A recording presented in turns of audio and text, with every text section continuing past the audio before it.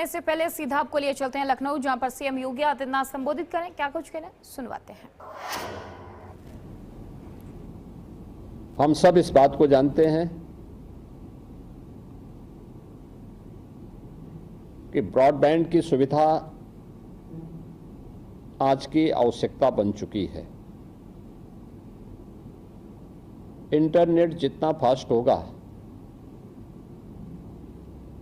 उतनी ही डेवलपमेंट की गति भी फास्ट होती हुई दिखाई देगी और लोगों के जीवन में भी उतना ही व्यापक परिवर्तन होता हुआ दिखाई देगा। हम लोगों ने प्रधानमंत्री जी के इस विजन को आगे बढ़ाने के लिए कई चरणों में पूर्व में काम किए थे। खासतौर पर ई ऑफिस की हमारी संकल्पना, लैंड रिकॉर्ड के डिजिटाइजेशन की कार्रवाई हो या फिर प्रदेश के अंदर डिजिटल पेमेंट के कार्यक्रम को आगे बढ़ाने का कार्य हो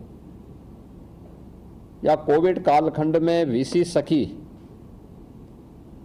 जो बैंकिंग करस्पॉन्डेंट के साथ बैंकिंग सुविधा हर ग्राम पंचायत में उपलब्ध करवा रही हैं, इन कार्यक्रमों को आगे बढ़ाने का कार्यक्रम। ग्राम सचिवालय, सभी 57,700 ग्राम पंचायतों में सचिवालय का कार्यक्रम, जहां पर गांव की चुनी हुई सरकार गांव के अंदर गांव के आवश्यकताओं की पूर्ति का माध्यम बन सके, इन सभी कार्यक्रमों को आगे बढ़ाने का एक कार्यक्रम बहुत सफलतापूर्वक आगे बढ़े और ये देश के अंदर कुछ मॉडल भी प्रस्तुत हुए हैं। वर्ष 2025-26-27 के बजट में हम लोगों ने घोषणा की थी कि प्रदेश सरकार डिजिटल सशक्तिकरण की दृष्टि से प्रदेश के अंदर 8,000 डिजिटल एंटरप्रेन्योर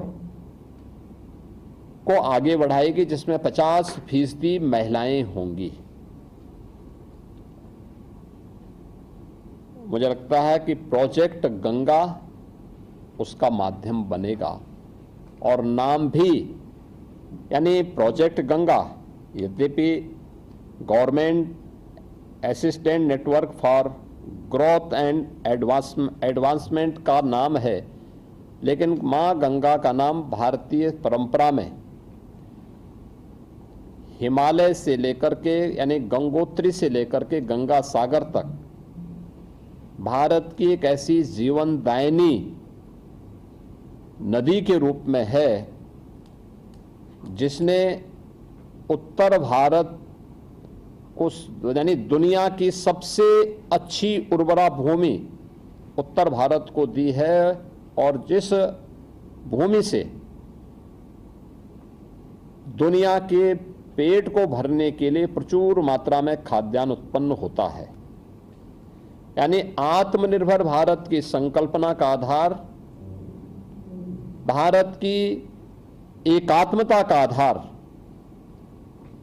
मां गंगा बनी है और आत्मनिर्भरता हो या विकसित भारत की उन संकल्पनाओं को, जिसके लिए भारत के बारे में कहा जाता है कि ये कभी सोने की चिड़िया थी, तो मां गंगा के आशीर्वाद से ही संभव था।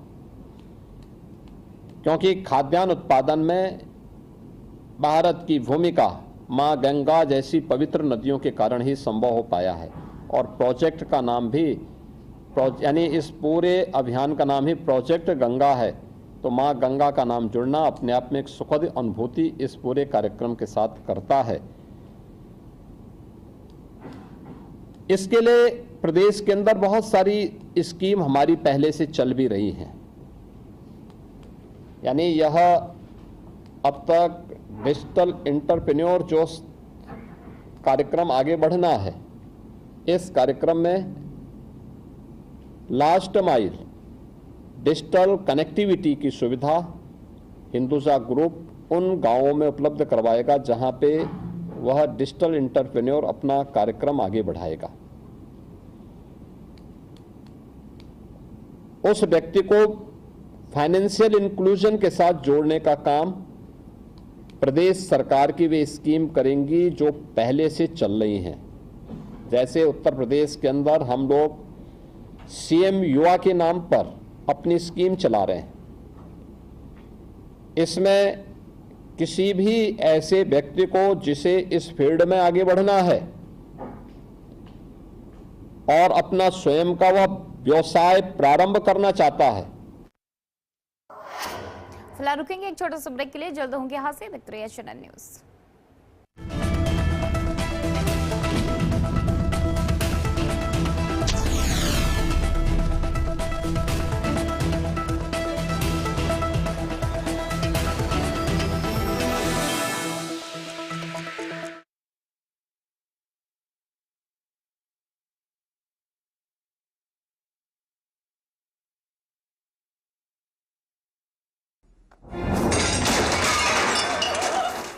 फर्श की टाइल्स को चेंज करो, बड़ी स्लिपरी हैं। थर्मोकूल वॉशिंग मशीन। थर्मोकूल, इंडिया का नया अंदाज। गोल्डी हिंग का तड़का लगे तो सभी दबा के खाते हैं। गोल्डी हिंग, कण कण में जान। आइसक्रीम खाओगी? जंगल में आइसक्रीम मिलती है।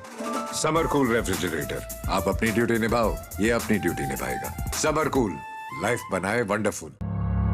जब हर तरफ खबरों का शोर हो, जब सच और अफवाह में फर्क ना हो, तब एक चैनल उठता है सवालों की रोशनी लेकर, आपके हित की आवाज बनकर। HNN न्यूज, जुनून सच दिखाने का।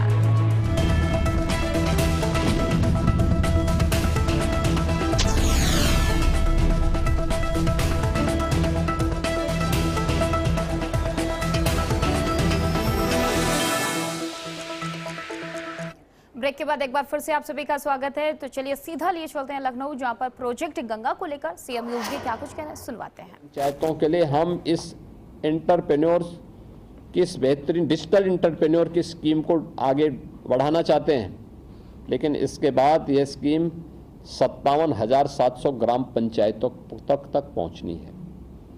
हमारा ग्राम पंचायत, ग्राम सचिवालय का मॉडल है, वो पूरे देश के अंदर एक मॉडल के रूप में नीति आयोग ने स्वीकार किया। गांव के अंदर पहली बार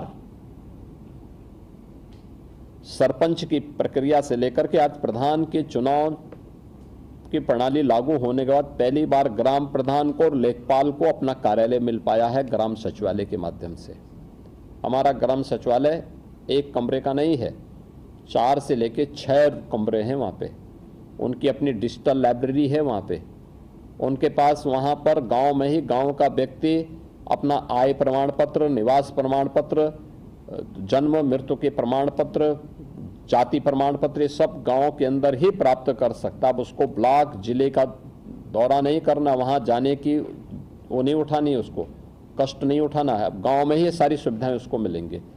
हर ग्राम पंचायत में हम लोगों ने इसके लिए पंचायत सहायक की तैनाती कर रखी है।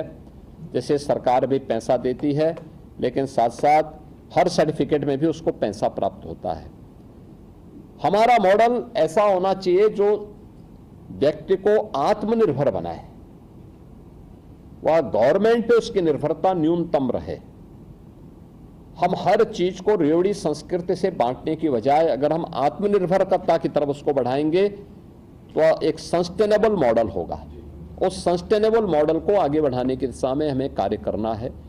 और मुझे लगता है सबसे बड़ा चैलेंज एक last mile digital connectivity, broadband की सुविधा हम लोग उस न्याय पंचायत स्तर तक पहुंचाने के लिए कार्य करना है। क्योंकि अभी भी हमारे पास ग्रामीण क्षेत्र में लगभग 7,000 ग्राम पंचायतें हमारी भारत नेट से जुड़ी हुई हैं और कुछ अन्य प्राइवेट ऑपरेटर को भी हम इसके साथ जोड़ें तो मेरा मानना है कि ये बहुत ज़्यादा नहीं है, 10,000 तक बामुश्किल होगी। लेकिन ये चैलेंज है हमारे सामने कि 8,000 न्याय पंचायतों तक इस फैसिलिटी हम दे दें। अगर हम 8,000 तक पहुंच गए तो हमारे लिए फिर ग्राम पंचायत तक पहुंचना आसान होगा, क्योंकि सब एक दूसरे के साथ जुड़े हुए हैं और बहुत साइंटिफिक मॉडल है यहाँ की न्याय पंचायत का भी। हम उसके साथ जोड़ करके इस कार्यक्रम को आगे बढ़ा सकते हैं। ग्राम पंचायत में ब्रॉडबैंड की सुविधा देने का मतलब ग्राम पंचायत को भी एक स्मार्ट विलेज के रूप में डेवलप करने का कार्य, स्मार्ट विलेज बन सकता है। बहुत सारी सुविधाएं वहां से दे सकते हैं और ये कार्यक्रम अगर हम कर पाएंगे तो मुझे लगता है कि ये चीजें 50% महिलाएं जरूर हों, ये हम सबकी चिंता है।